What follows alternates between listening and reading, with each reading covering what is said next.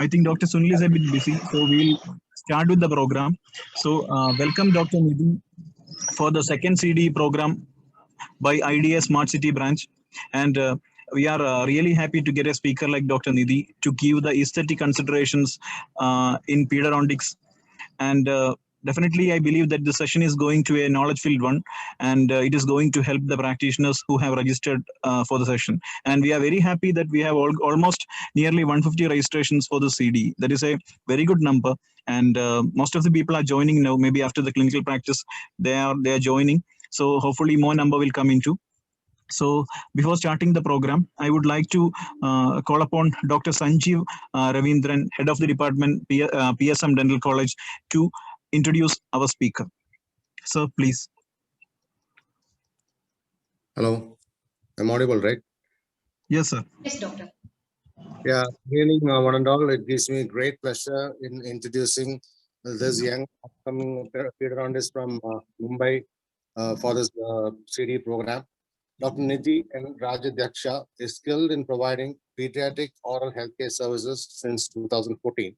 She has completed her Bachelor's of Dental Surgery in the year 2014 and Master's in the year 2015 in Pediatric and Preventive Dentistry from the ST Department of the School of Dentistry. She is extremely passionate about her profession. She is knowledgeable and likes to keep herself updated about the recent advances in the field of pediatric dentistry.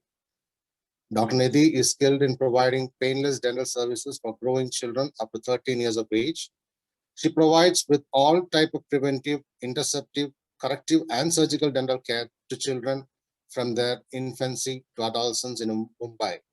She manages her patients in a unique way and inculcates positive attitudes in them. She is a consultant to more than 15 clinics in and around Mumbai. She is also associated with the prestigious Nanavati Hospital, Mumbai. She has won many awards to her credit and has articles published in national and international journals. Dr. Nidhi has been invited as a guest speaker to many schools to address oral hygiene maintenance in children. She has also been invited as a guest lecturer on different platforms to talk about topics, for example, the latest trends in pediatric dentistry, infant oral hygiene, and effects of COVID-19 on child healthcare. And there are many more attributes to her. A warm welcome to Dr. Nidhi to this CD program being hosted by Smart City IDA Kerala. Thank you all.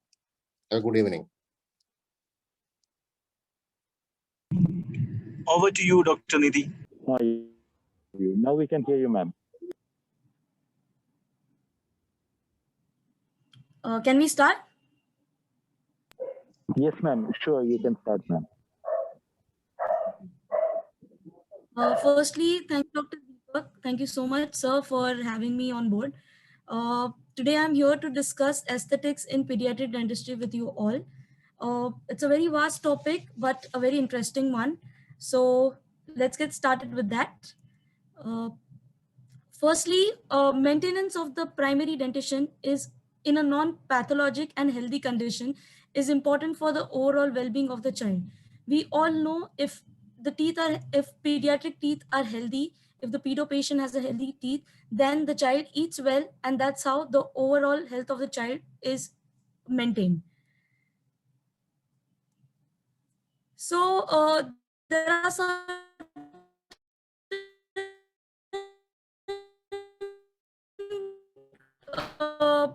when drink or the milk teeth, there are certain consideration which we need to keep in mind. Especially, there are the three topmost consideration we need to keep in mind. Firstly, how badly the tooth structure is damaged. Okay, how severe the tooth condition is. Secondly, patient's behavior, and thirdly is the parental satisfaction. When you consider all these three factors, that is the time when you are able to deliver the best possible treatment for the child. Because in certain cases where you need to deliver, suppose a zirconia crown to the patient, but if the child is highly uncooperative, you cannot deliver that. In such cases, you need to do an intracoronal restoration for the kid, and you need to explain the parent that that is the best thing what we can give to the patient. But obviously, your treatment plan and parent satisfaction should be hand in hand, because they need to know what you're providing the child with. As we all know that the milk teeth start appearing in a child's mouth at 6 months of age. Okay, The eruption pattern continues, and a child, you can see all the primary teeth in a child's mouth by till the age of 3.5 years. Further, when the child is somewhere around 6 to 7 years of age, the first permanent molar starts erupting in the mouth. Simultaneously, the lower anteriors start shaking off, and followed by the upper anteriors. So by the age of 9, so somewhere between the age of 9 to 12 years, your milk molars and your milk teeth start shading off slowly, and your child starts getting completely permanent dentition by the till the age of 12 to 13 years. So when there are severely damaged Dr. milk Nidhi, teeth, yeah, you are ready to start your screen share. sorry, Your screen share, slide sharing, no? yeah, You're ready to start that. We can see it. I've already started. No. You have to start it via the screen sharing, no? We can't see it right now. Okay, yeah. 1 second. Okay.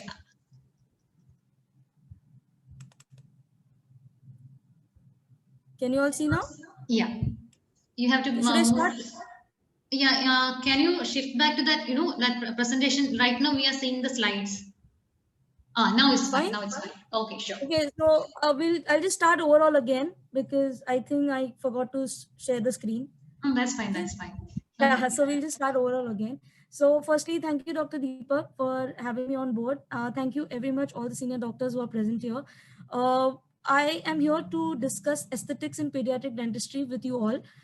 It's a very interesting and a hand-in-hand a very complicated topic to know, because there are so many aesthetic options which are available in pediatric market, but we don't know exactly which one to provide and when to provide.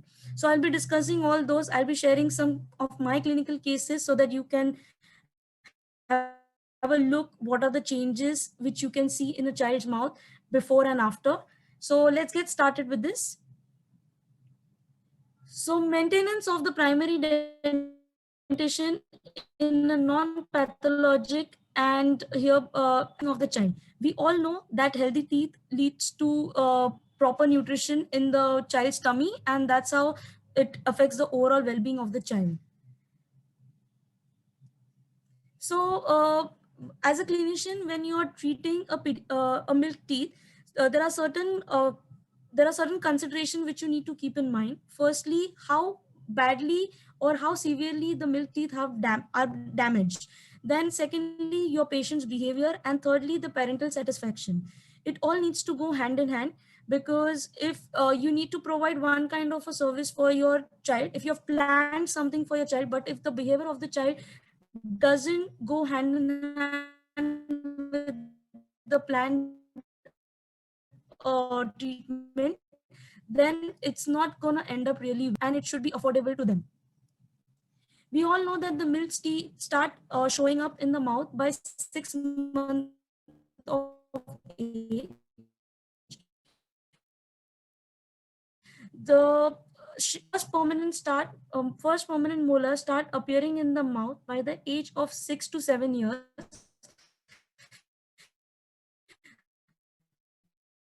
Simultaneously, the lower milk anterior starting off, and simultaneously your upper anterior starts shading off. So the shading process starts by when your child is 12 to 13 years. All the permanent teeth should be present in your child's mouth. So when your child is when a child has a lot of severely damaged teeth, when a child has a lot of severely damaged teeth, it's a multifolded problem. Firstly, the child patient can come up with a pain, swelling, or any kind of a silent infection where you can see the abscess, but the patient is not complaining of pain. That means there is pus accumulation in the tooth, and which needs to taken care of immediately. Then there are mastication problems and nutritional deficiencies which can be seen in condition where the teeth are severely damaged, because if there is a lot of pus accumulation, or maybe if there is discomfort while eating, your child will not eat proper, and nutritional deficiencies will be showcased in your child. Then if suppose early missing or early loss of anterior teeth causes speech problem, we all know that the anterior teeth are very important for phonetics.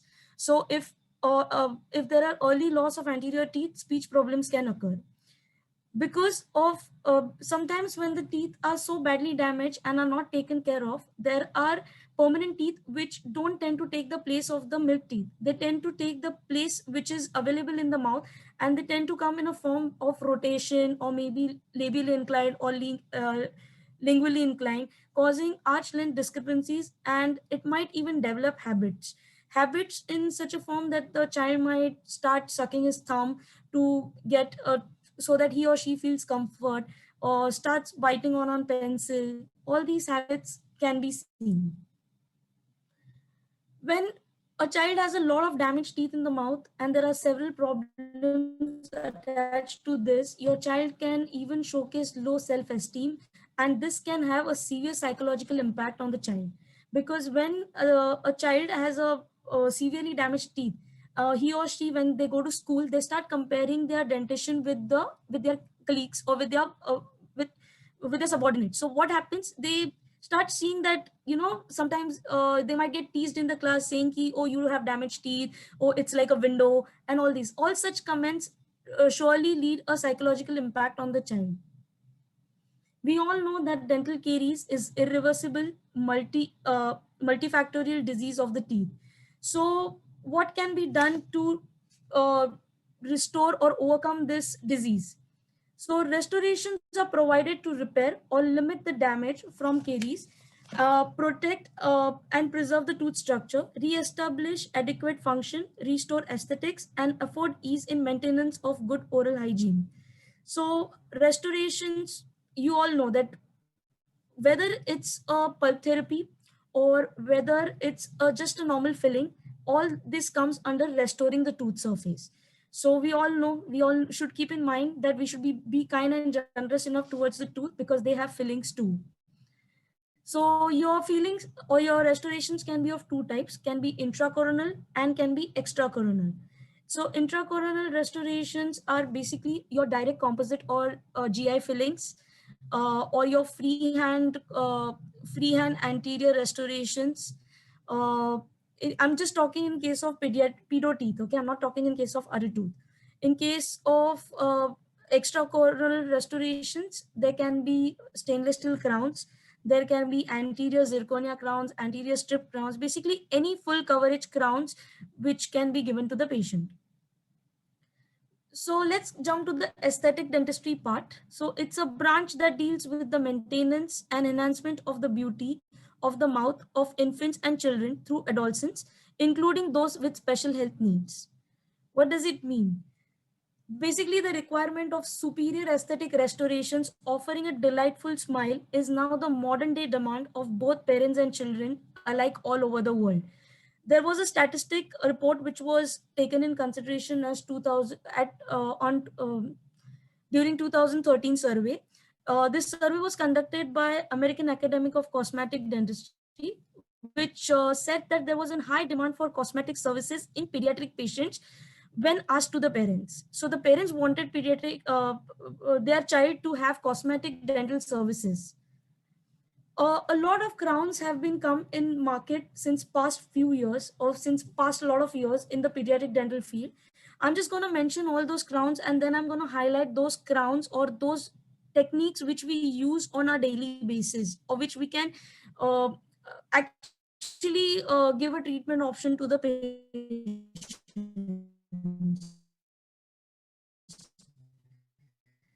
Okay. So the very first crowns which were introduced in pediatric dentistry were polycarbonate crowns, then your composite strip crowns. In late 90s, the pre-vignette stainless steel crowns was introduced. Then some people thought of giving a chair side veneering, that's a composite facing to the existing stainless steel crowns, considering it will look much better aesthetically. Then there was art glass crown. Then there was zirconia crowns, which was introduced in the market. Amongst all these crowns, what we now currently practice is composite crowns, stainless steel crowns, chair side veneering of stainless steel crown can be given as an option. Then your pre-veneered stainless steel crown, and but obvious your zirconia crowns. So we'll be discussing each of this crown and we'll be telling you which one to choose or what and in which situation. Firstly, we'll be discussing the anterior stainless steel crowns. Now, can you see anterior stainless steel crowns? They give a very metallic appearance, but their their durability is excellent. They are easy to fit. They can be modified according to the tooth structure, and they're easy to handle. But aesthetically, they don't suit the kid. So in initially, before zirconia crowns came to the market, or before we had an option of strip crowns, stainless steel crowns was preferred. So stainless steel crowns are available in the market by the brand 3M. To enhance the beauty of the stainless steel crown, chair side veneering can be done, and stainless steel crown can be available in a pre-veneered form as well. Let's see how chair side veneering of a stainless steel crown can give a better aesthetics to the patient. So firstly, we need to select the case. Okay. So now for what case in the current scenario, in what cases you can give stainless steel crown? My option is you cannot give stainless steel crown in any case scenario, but if the patient is very non-affordable and you have stainless steel crown kit in your daily practice, and if you want to learn something new, you can surely go ahead with it. So to start with stainless steel crown case selection, when you select the case, I would recommend before you start with the case, make sure you select the stainless steel crown which you're going to cement on the tooth. So how that can be done? That can be done by measuring the mesodistal length incisally of the crown, and then there is a chart flow. There is a sizing chart which comes along with the 3M kit, which you can compare and you can select your size. Or the other way you can do is pick up a sized crown and then compare it with your incisal edge of the existing tooth. Once when you select, suppose if you're applying rubber dam for your procedure, make sure you give local anesthesia to the child.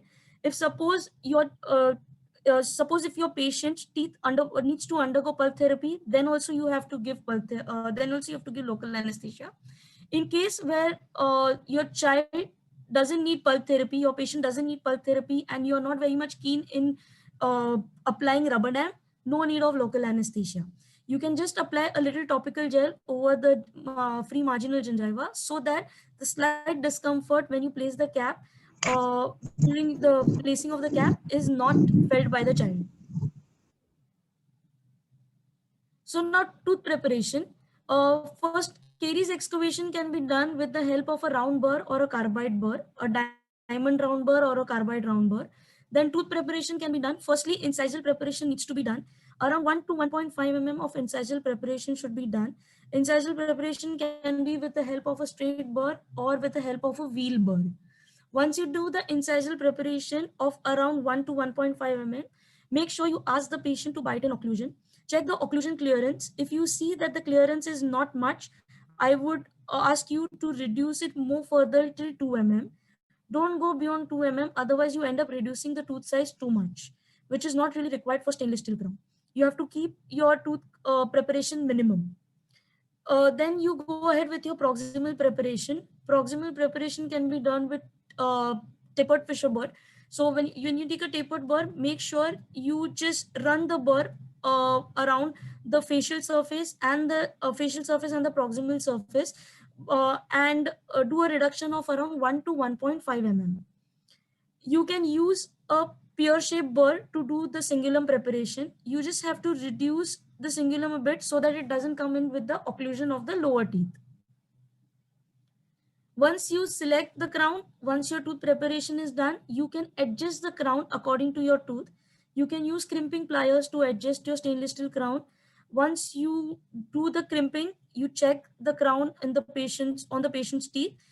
Once the crown is selected, make sure your crown margins are smooth. You can smoothen the crown margin by finishing and polishing it with the polishing burrs which come.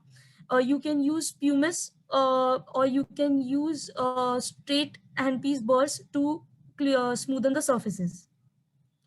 Check the crown if whether they are fitting properly. Once you check if the fit is proper, then go ahead with the crown cementation. To cement the crown, you can use your luting GIC. That is the best you can use. Now, to enhance the metallic look or to give a beautification to the patient, you can do chairside veneering of the crown. Now, chairside veneering of the stainless steel crown can be either done on the same day. After cementation, ask the patient to wait for the chairside veneering then and there itself, or you ask the patient, or it's better to ask the patient to come the next day, because then your cement inside sets really well and it's easier for you to give a window over the stainless steel crown and then do a composite restoration. So this is my case which I had done. I would love to share. I need to show you how I went ahead with this case. If you see in the very first picture on the left hand side, that's the pre-op picture. I took an IOPA in which I thought the patient requires pulp therapy. So firstly, I did pulp therapy for the patient. Then I selected the stainless steel crown and cemented those. I recalled the patient the next day. This is the next day. This is not immediately. So I recalled the patient the next day with the help of a carbide burr or a round diamond burr. I made a facial window. It's very easy to make a facial window. You can just make you can just use your round burr on all the four corners of the teeth and then just join those four dots. Once you join, your stainless steel crown will come up easily like in a form of a window. So while giving the window, can you see if you can appreciate on 6-1, little cement has come off. But it's okay because the tooth structure is still very much intact. I did etch and bond to the tooth surface, which is exposed, and then I placed restorative composite over it, and I cured it. The very first picture on the right hand side shows the immediate picture after giving a composite facing. The next picture is 3-month follow-up, and the below picture is 6-month follow-up. If you see, after every follow-up, there was a little wear off of composite which was happening in this case. So why this happens? Firstly, your composite doesn't really bond well with your stainless steel crown. That is one reason. And the second reason, your composite is also not that retentive on your primary teeth because of the aprismatic enamel, which is there present in the primary teeth. So the retention is really not well. That's why this is you can provide this kind of treatment in cases where the patient is really not affordable, and this used to be given in past. Stainless steel crowns used to be given in past. Now there are better crowns and better techniques with which you can provide aesthetics to the pediatric patient. Then in market came the pre-veneer stainless steel crowns. If you see, there is no composite facing on it. There is a white colored layer, tooth colored layer on the facial side, and on the back side there is the stainless steel crown. So this this whitish patch is made up of either epoxy resin or is made up of polyester resin. It can be a combination of even both. So the cost of these crowns is equal to cost of the zirconia crowns which are available in the market, or even little higher. Some companies are providing even in little higher price. So if you can easily convince a patient for a pre-veneered stainless steel crown, I think instead of wasting your energy and convincing the patient for pre-veneered stainless steel crown, you can easily convert the patient for zirconia crown.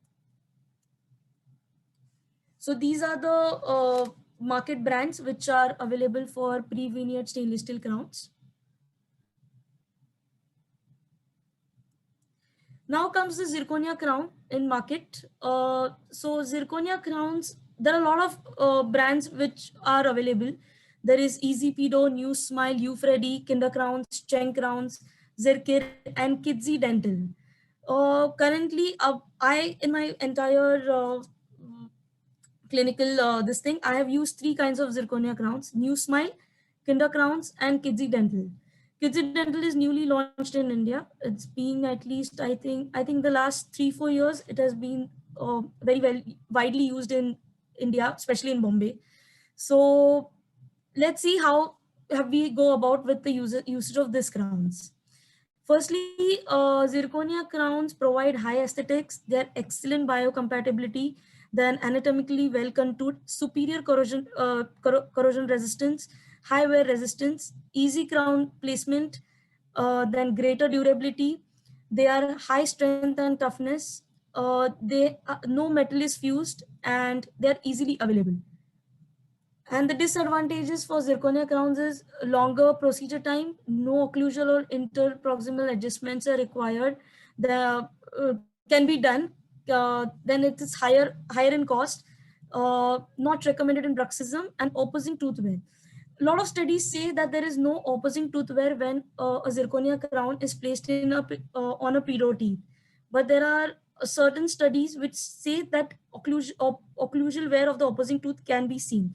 To avoid this disadvantage, what you can do maximum preparation of the crown, so that there is a good enough clearance for your crown to get cemented and there is no wear of the opposing tooth. Now let's see how do we prepare a crown for how do we prepare a tooth for a zirconia crown cementation. Step one, first we need to select the zirconia crown what we're going to place. Now the selection can be done by measuring the mesiodistal width of the crown of the tooth, and then there is a sizing chart which is available with the kit of the zirconia crown, which you can compare and you can select your crowns. Step 2 is incisal or occlusal preparation. So a good amount of 2 mm of reduction is required, is it definitely required for zirconia crown. Sometimes you may require more than 2 mm of reduction, because if suppose in cases where there is deep bite in the anterior region, or occlusally if the tooth structure has been already lost too much, your opposing tooth supra erupts. So you need a good amount of clearance, maybe more than 2 mm. Then third is preparation of the labial surface. So to prepare the labial surface, again you have to do a preparation of roughly around 2 mm. You have to overall do a reduction of 2 mm from your facial surface and from your lingual surface. Make sure when you are preparing a tooth for zirconia crown, your burr should go at least 0.5 to 1 mm subgingival, because when you're doing so much of reduction of the tooth, hardly there is a tooth structure which is left. So the retention what you get for your zirconia crown should be from the subgingiva. So your burr needs to go subgingival. Now because during the preparation of a zirconia crown you are going subgingival, you have to give LA to the patient. It is recommended, don't perform zirconia crown tooth preparation without a local anesthesia. Reason, if you do that, your patient is going to face discomfort during the procedure. So it's a request that you all have to give local anesthesia before you start performing crown preparation for a zirconia crown. Once you do overall preparation of 2 mm, make sure you check your tooth from all the sides, from the mesial, from the distal, and there shouldn't be any kind of overhang. Your burr or your probe should be able to run easily from all the surfaces. Then once you do the preparation, you can little bit adjust the crown with the help of a straight handpiece burr. What you can do, you can just hold the burr in an angle of 45 degree and slightly polish or finish the incisal margins of the crown. Slightly. Make sure you don't use too much of pressure or too much of force, because you will end up creating cracks in the zirconia crown. When you're fitting the zirconia crown, the fit should be a very passive fit. It should not be a very active fit, because if you're forcefully trying to fit a zirconia crown over a prepared tooth, you will end up fracturing the zirconia crown. Okay, so make sure when you're placing the zirconia crown, it goes easily in and it comes easily out. And when you're doing that, to check whether your fit is proper or not, once you've placed the cap on the tooth, you'll always see there is little bubbly appearance on the incisal edges, on the gingival margins. So that will indicate that your crown has fit very well. Post that, clean your crown with help of cotton and with help of cotton, and then use your luting cement to cement the crown. These are few of my cases where you can see how zirconia crown preparation has been done. If you see on the left, so for a zirconia crown, when you're placing a zirconia crown, from my personal experience, I'm saying there can be other opinions of other periodontists as well. But from my personal experience, I'm saying whenever you're choosing a case for a zirconia crown preparation, make sure you're doing pulp therapy on the tooth, because when you're reducing too much of tooth structure, you end up involuntarily exposing the pulp, or either you might create sensitivity. So once you place the zirconia crown, and if the patient is complaining of pain or discomfort later on, it's very difficult to remove the zirconia crown and then do a pulp therapy. So it's advisable that you do the pulp therapy and then you do a crown cutting, do a nice crown cutting with a good amount of clearance, and then place your zirconia crowns. In this case, the zirconia crowns which I have placed are kinder crowns. This is another zirconia crown case. You can see how badly the tooth structure has been lost. So you must be thinking that there is hardly around 2 mm or 3 mm of tooth structure which is present, and we have to do a preparation of 2 to 3 mm. How will the zirconia crown stay on such tooth structure? Well, the zirconia crown stays beautifully on such tooth structures, and zirconia crowns are recommended for such severely damaged teeth. Reason? Because when you do subgingival preparation, along with the tooth structure which is present in the occlusion, in the mouth, you get around 1 to 1.5 mm of retention from subgingiva. So that's how your zirconia crown stays beautifully on the tooth. You can see on the final picture on the right that how very well the crown is fitted.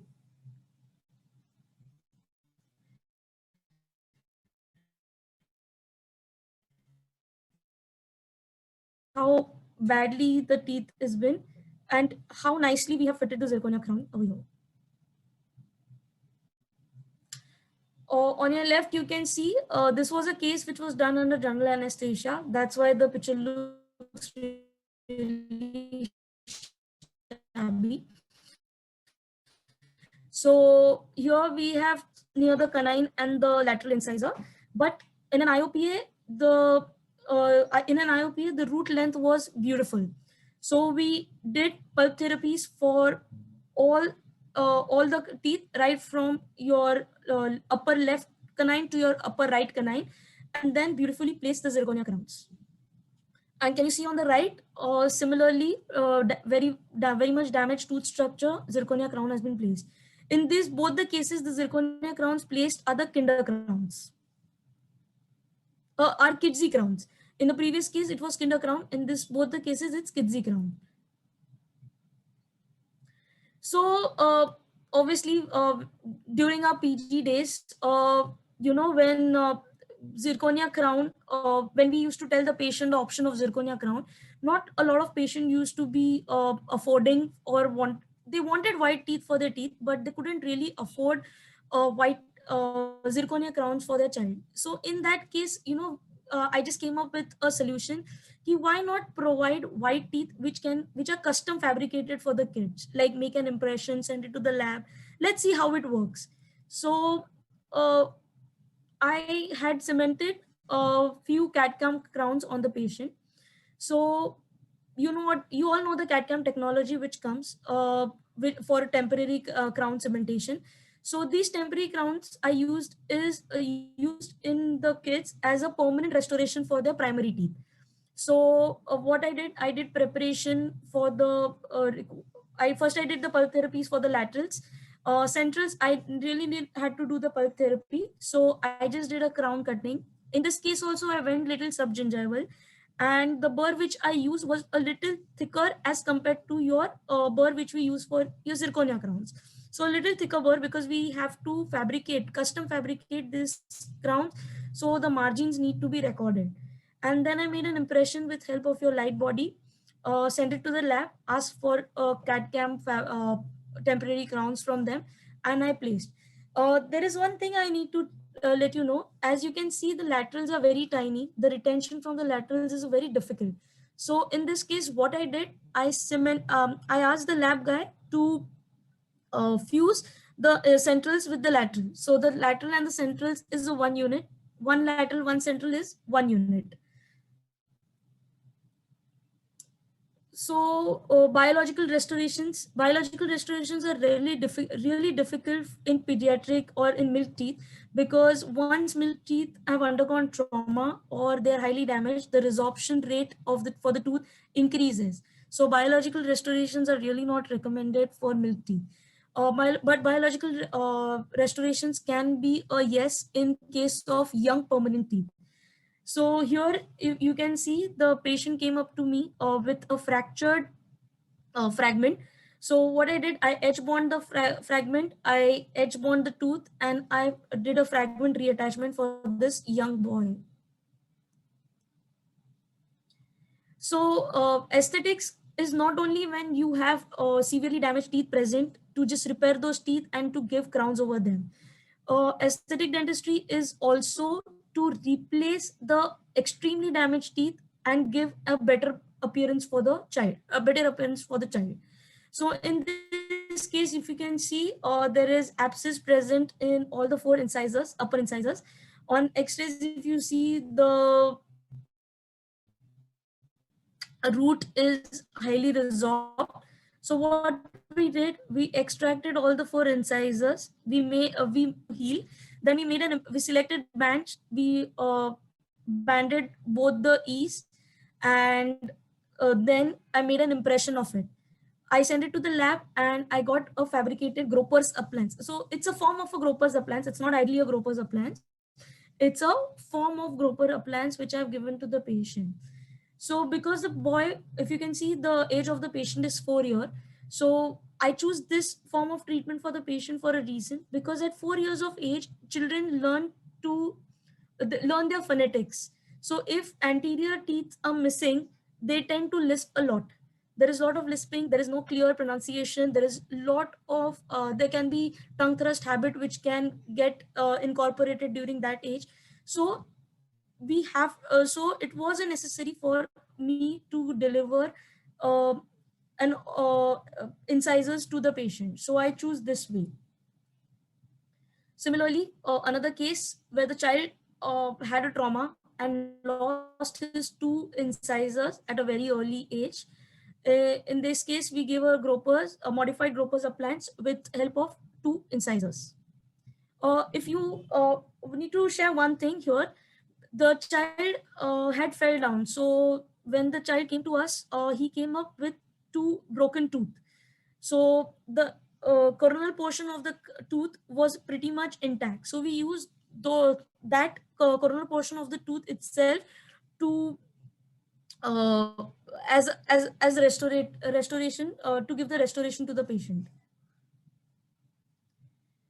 Now coming to the main topic of the day, that is strip crowns. We as I was supposed to give a live demonstration, because of the curfew rules which we have, I couldn't actually, I'm unable to deliver a live demonstration because I have to shut the clinic.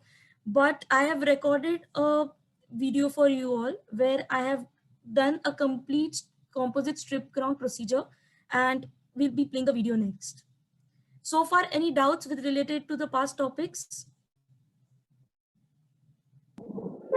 Ma'am, doubts will clear in the end, ma'am. Okay. I'll be explaining the procedure while I'm playing the video.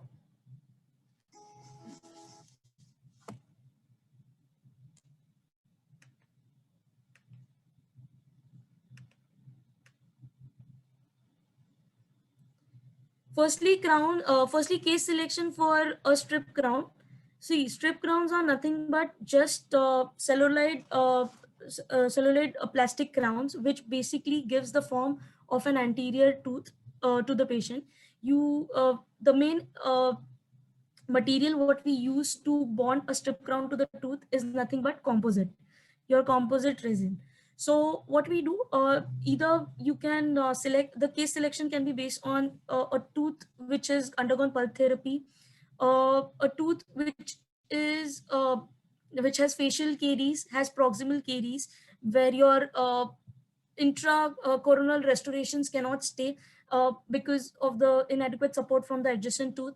In such cases, you can encourage the patient to go ahead for strip crowns because they give a beautiful appearance at the end. Not very recommended after a pulp therapy because at a very young age, when the tooth has undergone a pulp therapy, the tooth starts discoloring after some time. So your composite might start appearing little grayish after few years. But it's a very good alternative, and it's pocket friendly for the patient.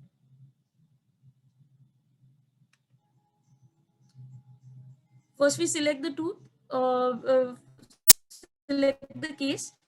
I had taken IOPA for this patient. The teeth didn't indicate any kind of pulp therapy. I'm using pumice and a brush. I'm doing oral prophylaxis for the kid. Reason why I'm choosing an oral prophylaxis for the kid is to remove any kind of debris or any kind of stains which can be present on the tooth, because I don't want my composite restorations clearing all the discoloration.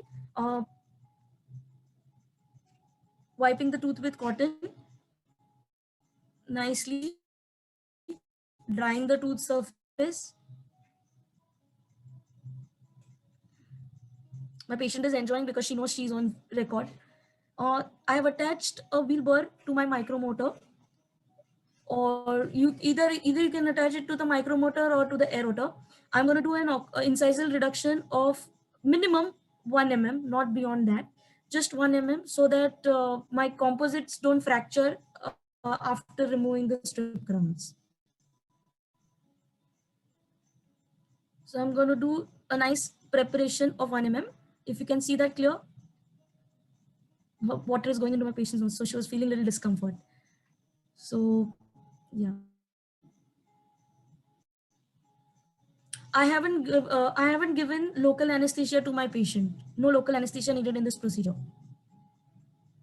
Your patient might feel little sensitivity while working because, and I'm keeping water minimum because most of the pedo patients don't like too much of water coming in their mouth. So I'm keeping it minimum, and I'm going very slow, and I'm just reducing the incisal edge on all the incisors. Done with my centrals. Now I'm going to the laterals.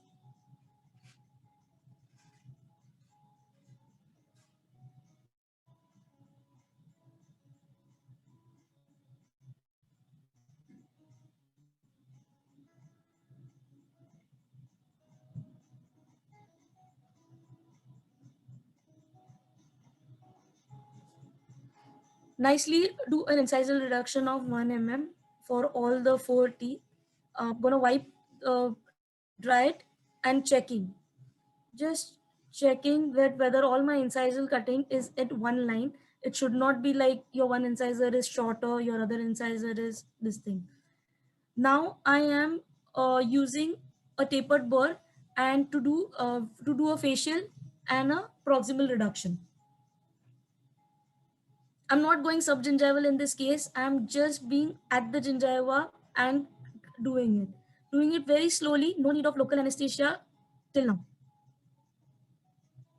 Your patient might feel little discomfort when you're doing the proximal area, because when your burr is moving through the proximal area, it might get impinged in the gums. So what you can do to avoid that, you can just use a local topical gel or a topical spray and just spray around the tooth so that your patient is at comfort. I still haven't excavated the caries. I know the reason why. Once, because if I excavate the caries before I give the I do the cutting, sometimes what happens, uh, there is an interference while cutting. That's why I do the excavation at the end. First, I'm just doing the tooth preparation. See how nicely my burr is going all around the tooth without any interference.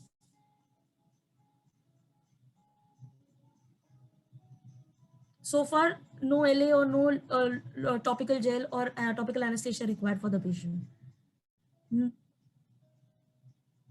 I'm being very gentle, and I'm just going, clearing the facial surface, just going around.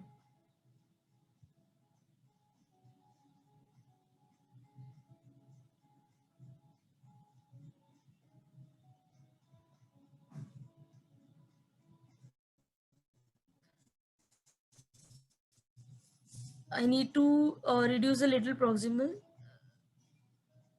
My patient has started feeling little discomfort at that point.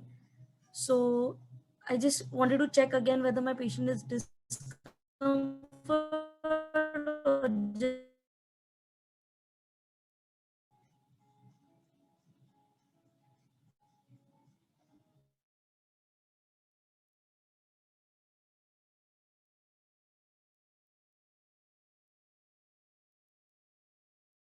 and just press it around that area. Patient is fine. She feels a little anesthetic out there. And if you can just appreciate, I just missed out on that.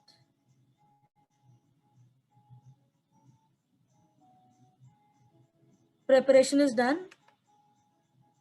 1 second.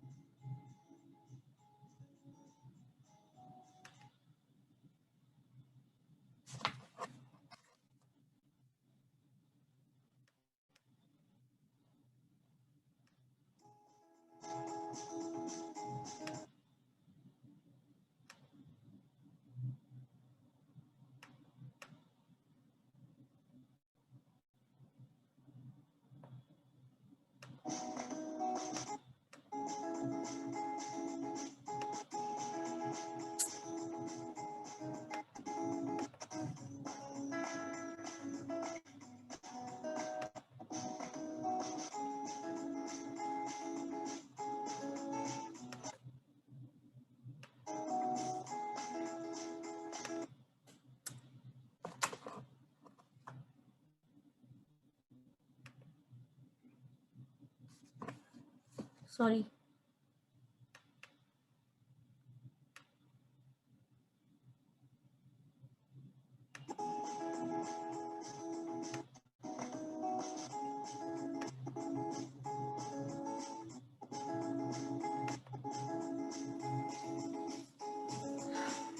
If you can appreciate, the preparation is done.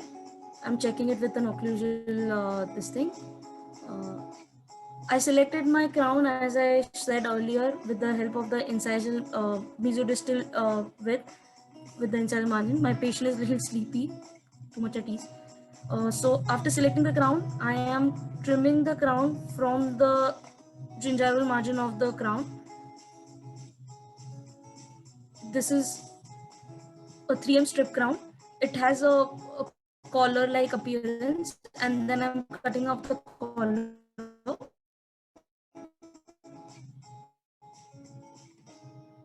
If you see the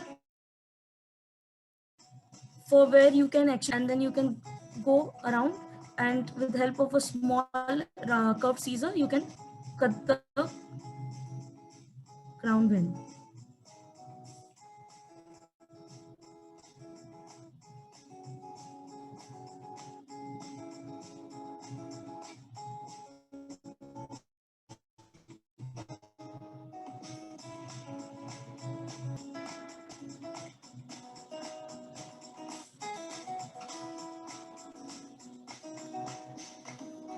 So after I feel that I have cut the crown, strip crown pretty much, I'll check in the patient's mouth.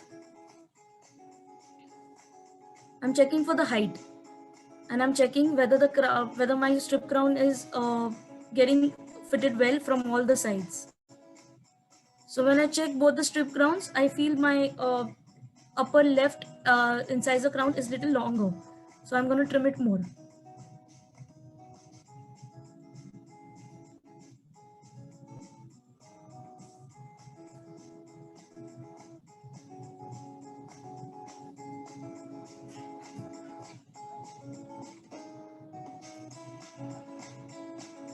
I'm checking both the crowns together again.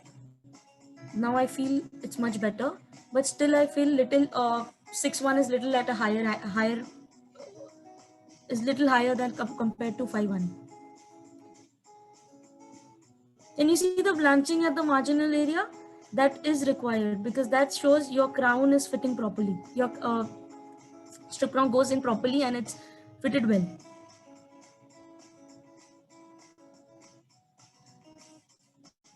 Little more trimming of the crown because I feel it could go much better inside the gingiva and it will be proper. Now I'm gonna, after selecting my crowns, I'm gonna excavate the caries. I'm using a small round carbide burr to excavate the tooth caries. I'm being very gentle. I'm not putting too much of pressure. All the soft caries needs to be out.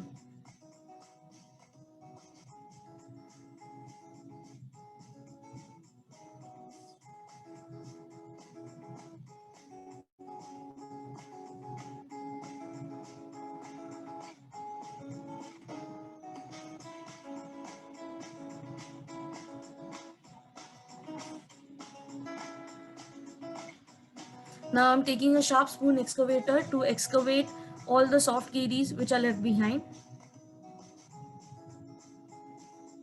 I don't want to use too much of aerator because I don't want to expose pulp unnecessarily.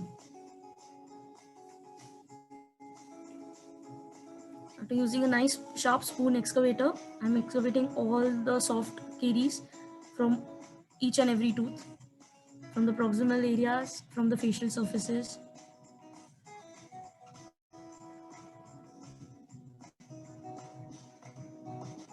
Now, can you see the little brownish discoloration? That's hard caries. Still, I'm trying to excavate all the caries from the tooth.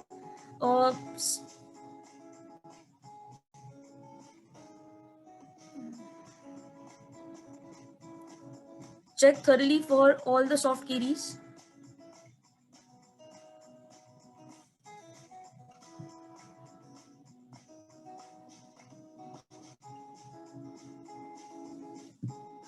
Make sure you work very gently because sometimes when you work a little faster, what happens? You end up impinging your spoon excavator on the gums, and if there is bleeding while bonding your strip crown to the tooth, you would see the tooth becoming a little pinkish in color. So please don't do that. Be very careful while bonding the strip crown, and make sure complete hemostasis is achieved before you bond the strip crown. I'm using aerator again just to clear the carious area.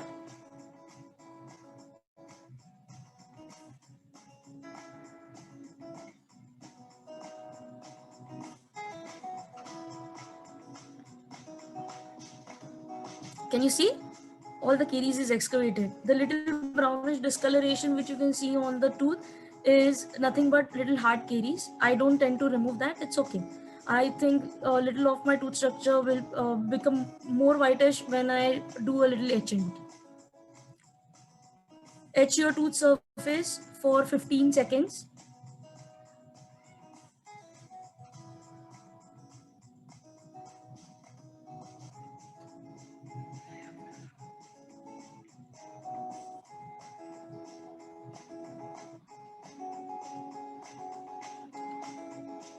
I usually don't wash the etched tooth surface. First, I clean it with cotton and then I ask my patient to rinse it. They don't like the taste of the etchant. So,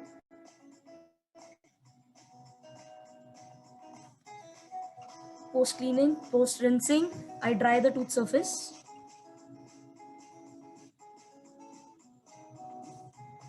I apply bond.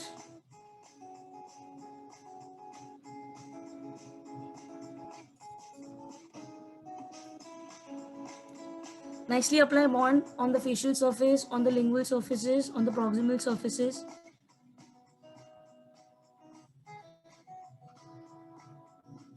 And then slowly dry it off. so that the bond spreads around everywhere, and then cure.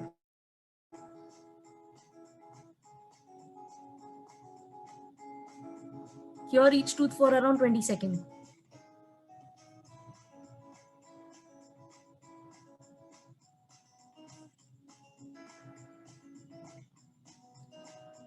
Now I'm just making a small puncture on the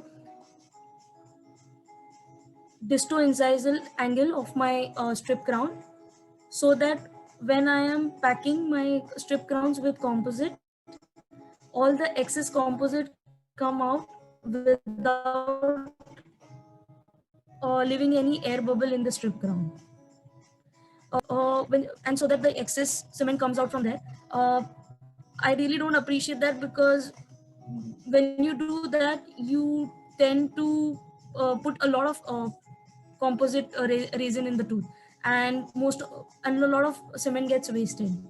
So I'm just a small hole is enough. Small puncture is enough. Packing my composite resin nicely, and now can you see that it's up till the marginal gingival margin, and then there is a small I've kept little gaps in between, so that when I cement the cap, my excess cement flows out. Can you see in the disto-incisal angle, because of the puncture which we had made, excess of composite is coming off from there, which can be polished later.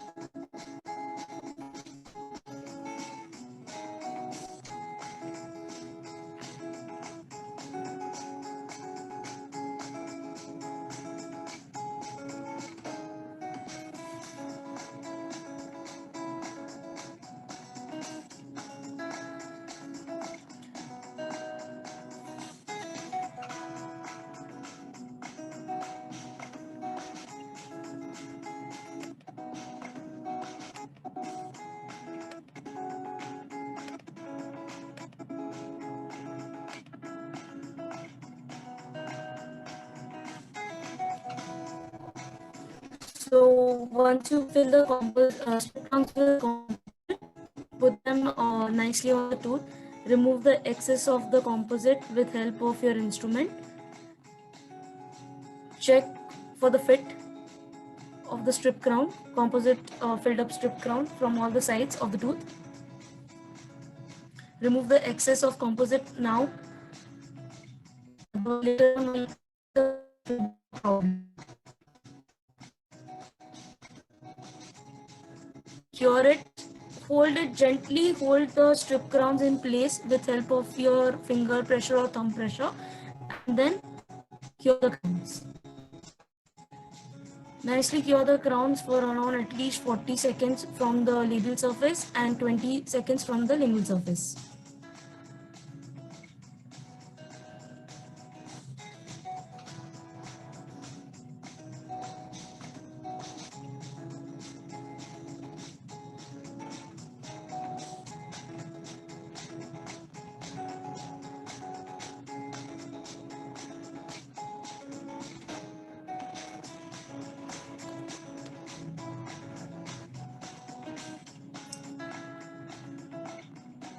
Now, so I have already selected my lateral incisor crowns. As I selected my central, I'm going to trim them off.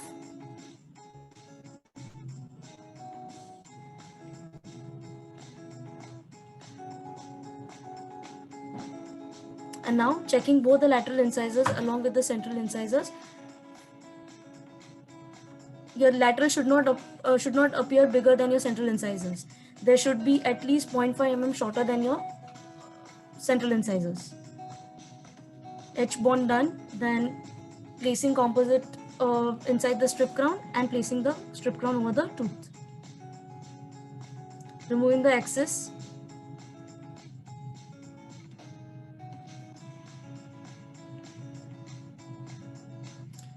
With gentle pressure, press the crown inside so that it doesn't come off, and then ask your assistant to cure it for you. See, can you see? It's 0.5 mm shorter as compared to your central incisor. Remove the excess. I still haven't cured it from the lingual surface, so I'm just removing the excess right now. I just cured it from the labial surface to make sure that the crown is in place, and then removing the excess and then now curing it from the lingual surface.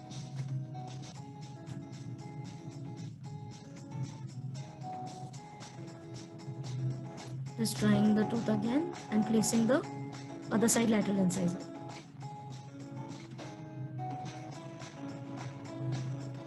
Little pressure I'm applying so that it goes very well in. Removing the excess of the cement and gently applying little pressure with the back of the probe.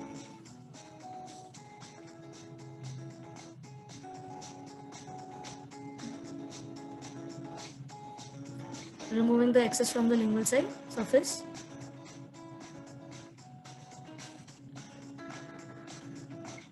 See how the composite resin is overhanging out there.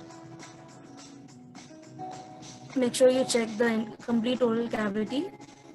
Then removing the strip crowns. Stripping the strip crowns with help of an explorer or a probe. You can use explorer or a probe. I used a BP handle and blade to just give incision over the strip crown, and then with the help of a probe, I'm just removing the strip crowns.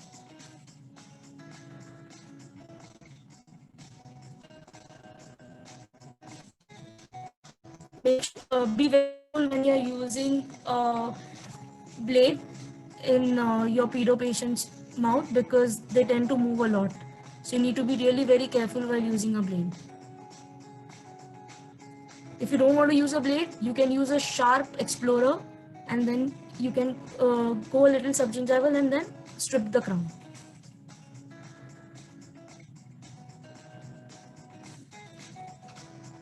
Removing the little excess with the help of my BP blade and handle.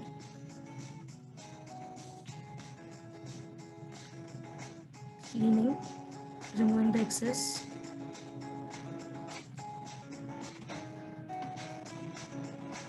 When you see carefully, I could notice that my central incisors are not straight. They are little pointed towards the center, and they're a little inclined in a weird manner. So what I'm going to do, I'm just going to use a yellow polishing board, composite polishing board, just to clear the overhangs which are there on the facial surface.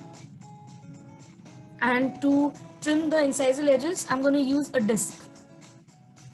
A sand disc. I'm going to use a disc and I'm going to clear the incisal edges. I'm just going to make it a little straight. I don't want it to be angulated at one angle, so I just want them to be straight.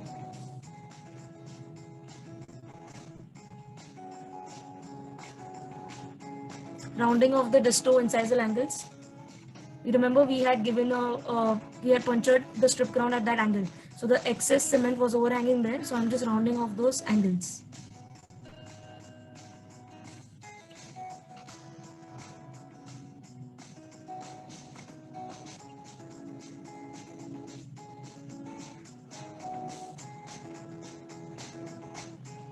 My 6-1 appears to be a little longer as compared to my 5-1, so I'm going to trim my 6-1 a little bit. Left central incisor. I'm going to trim the little left central and as well as the right, left lateral incisor, because they appear to be little longer as compared to the centrals and the lateral on the other side.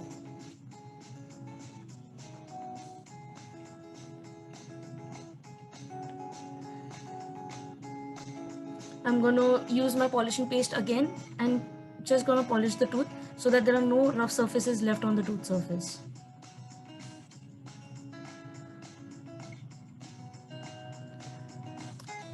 Cleaning it with water and a cotton. Removing the overhangs if I can see any. This is my final. This is my end result. No discoloration, happy patient, happy me. That's it. I'm going to show a few cases which we had done before, which I had done before.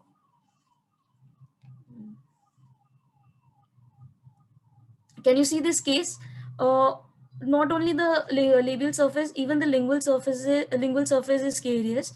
So when I excavated, can you see a little discoloration in the final picture from the lingual side? It's because the lingual surface had too much of caries, which we were able to see through and through. And I've done pulp therapy in this case because my central incisors and my lateral incisors, after caries excavation, pulp was exposed. This is another case where I did not do any kind of pulp therapy, only simple excavation of caries, and then I gave strip crowns. While placing strip crowns, there was little blood stains which was present around the gingiva, leaving a little discoloration on the lingual surfaces of the strip crown, if you can see clearly. That's it. Any questions?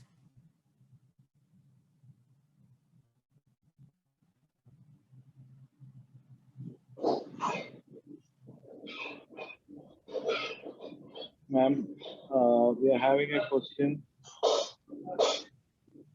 Yeah.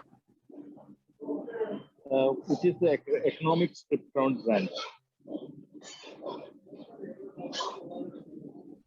Which strip crown brand is more economical?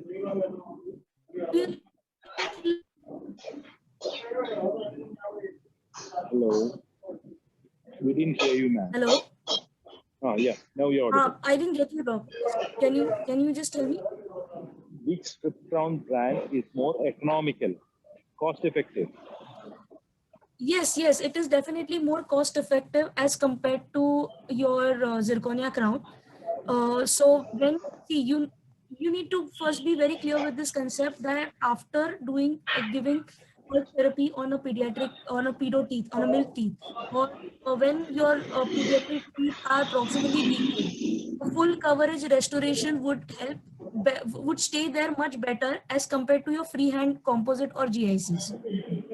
Because as we all know that our milk teeth have spacing in between them. So the proximal cementation doesn't stay for much longer, because when occlusal forces act on them, the cement tend to break. That's why full coverage restorations need to be given. So when you want to give full coverage restoration to the patient, you have two options. Either you give, without pulp therapy, you have one option, that is your strip crowns. And with pulp therapy, you have two options, that is your zirconia crown and your strip crowns. But if your patient is not really willing to pay so much for a pedo teeth, then strip crown is definitely a better option. Okay, ma'am, understood. The question was which brand strip crown is better? So there are two brands of strip crown which are available. One is Novak and one is PM. I would personally recommend you can use any. I would say that you try using both of them because refills are available. So you can just order those particular size, whichever you want. The most commonly used size are size 2 and 3 for your incisors and size 3 and 4 for your lateral incisors. So I would suggest you try using both of them. Whichever fits into your comfort zone, you can use them. Then there is the question, which composite is strip crown,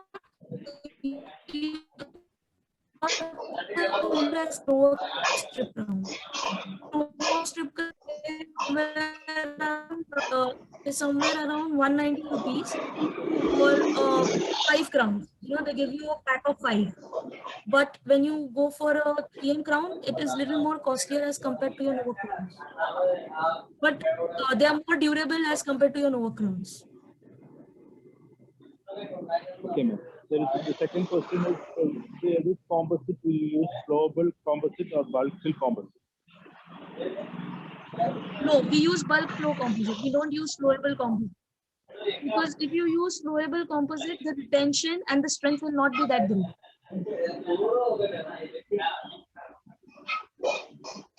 You can use bulk composite, preferably A2 shade or A1 shade, whichever you prefer. Don't go for dark shades, even if your patient is having a dark shade. Don't go for A3 or A4 because otherwise they will tend to discolor more. See, it's composite.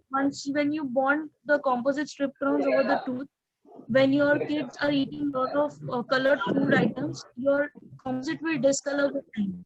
So try using either A1 shade or A2 shade so that even after end of 6-7 months, your teeth doesn't show much discoloration.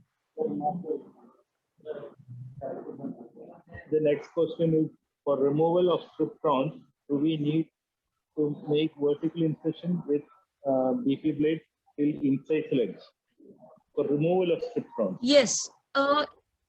Yes.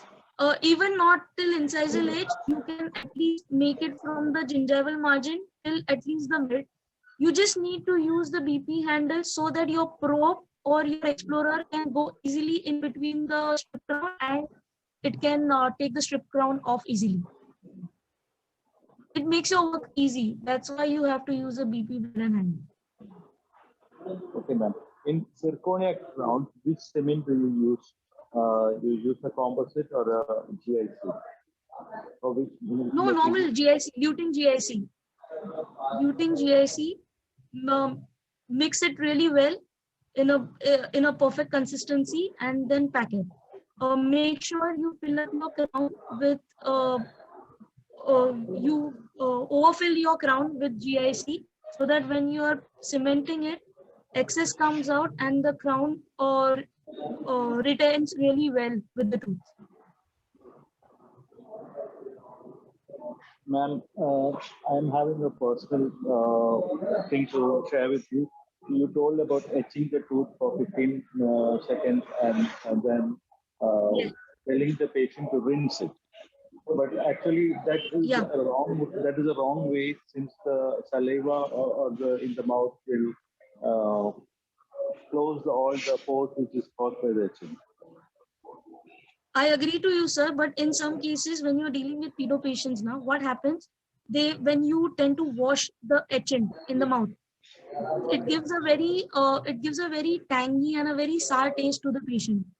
So your patient might turn a little uncooperative. Why You can use a high volume suction, ma'am. You can use we can use the high volume. Definitely, we can use the high volume suction. But this is my way of doing. So when I do it, I just wipe it out. I ask the patient to rinse, and then I dry it, and then I use a cheek retractor so that there is no saliva contamination. I'll make sure your point. I'll try doing the way you're trying to tell me. I'll try that way also. Okay. That is all for the question part. Thank you, ma'am. It was a very good presentation. It was well appreciated. Dr. Sunil, there are 2 questions in the Q&A. I can read out one question. Sure. Is the strip removed while trimming and polishing? Yes, the strip crown is removed before you do the final polishing of the crowns, which are already bonded on the tooth. Because it's of no use otherwise. Sometimes there was this one case.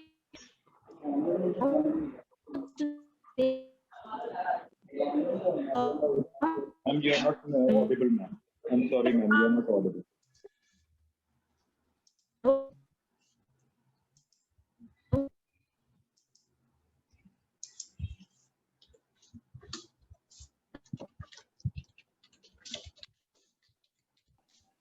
It's not audible now. I think there is some connectivity issue. Yeah, there is some connectivity issue. It is not audible.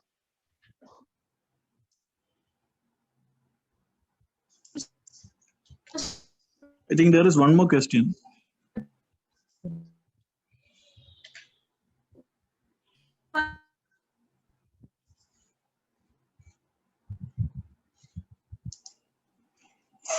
Still, it is not audible.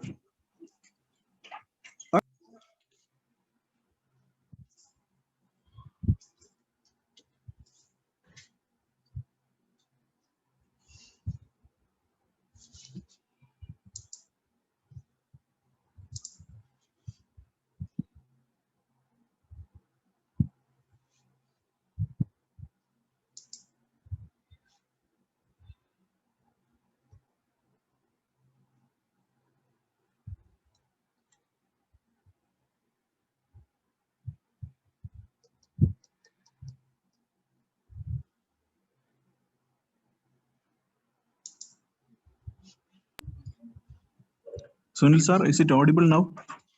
No, Dr. Nidhi got logged out, it seems. Yeah, I think there is some problem. Let her rejoin. We'll wait.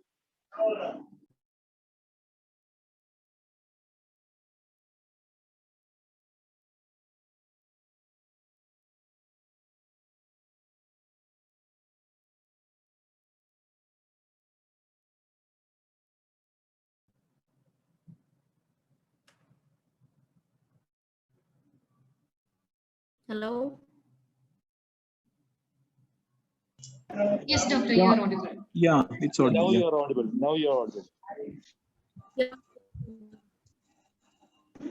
Again, the Yeah. same situation. So the last two questions was. Yeah, continue, ma'am. Hello. Yeah. What the questions? Operative instruction given to the patient.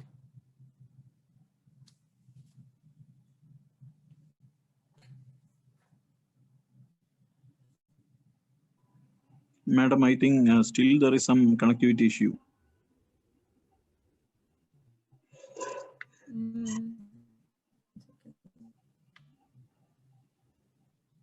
Can you hear me now?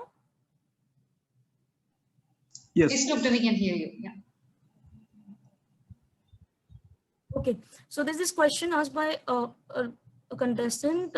Can you please explain post-operative instruction to be given to the patient? So after giving strip crowns, the instructions are to avoid food items which are having food coloring agents, to avoid drinking coffee and tea for 24 hours, and and then the patient can eat immediately, not a problem. That shouldn't be a problem. And not to bite directly anything from the front tooth for a few days. It should go initially. The patient should cut and chew from the back teeth. Front teeth, because the retention is really weak with compared to composite. So the patient needs to be really careful.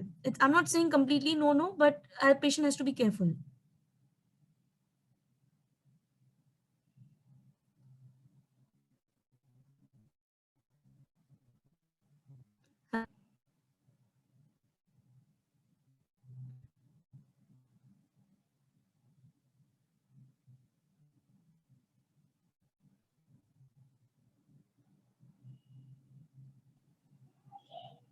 It's not audible now, madam.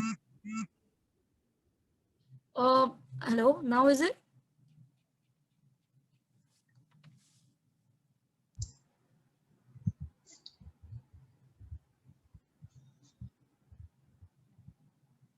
I'm trying to connect to the hotspot. It's audible now, Doctor. Yeah. Any other question? Ma'am, I think it is better you off your video and then the audio will be more clear. Okay. I'll do that.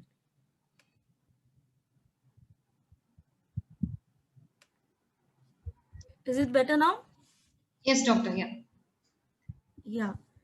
So another question is, what is madam's recommendation on aesthetic restoration for with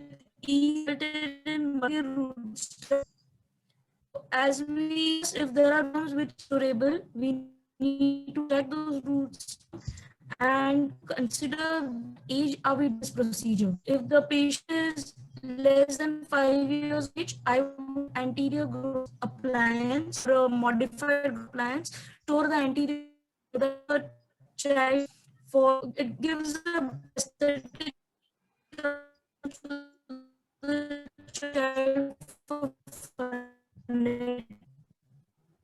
Just any other question?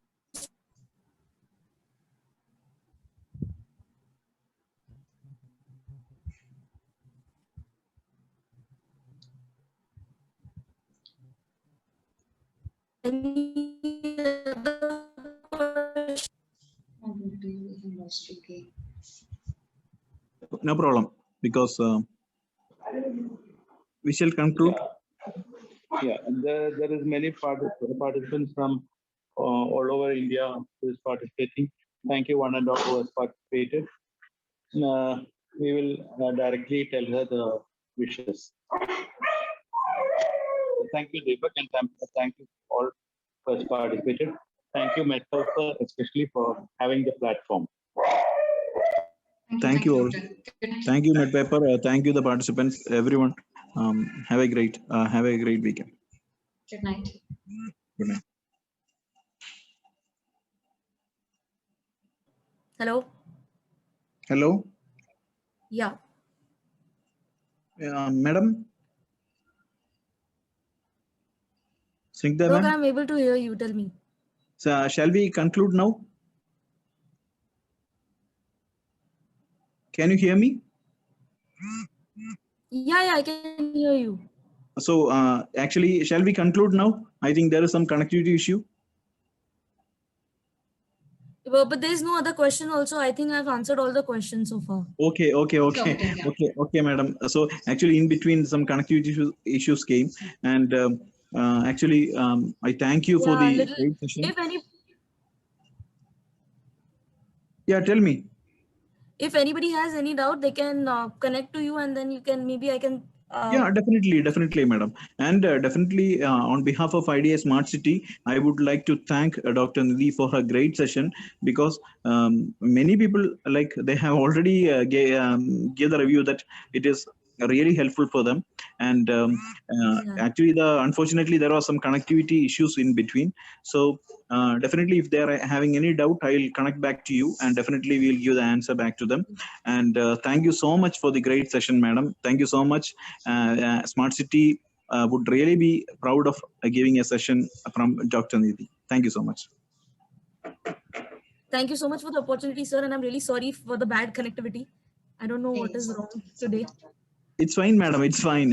It happens. No, it's fine. And thank you, Snigdha ma'am and MedPaper Technology for supporting us. Actually, thank you, because of your support, it happened so. And you have been so active in like coordinating the things. And thank you so much, Snigdha ma'am. Thank you so much, sir. Thank you. Okay, madam. Good night, ma'am. Good night.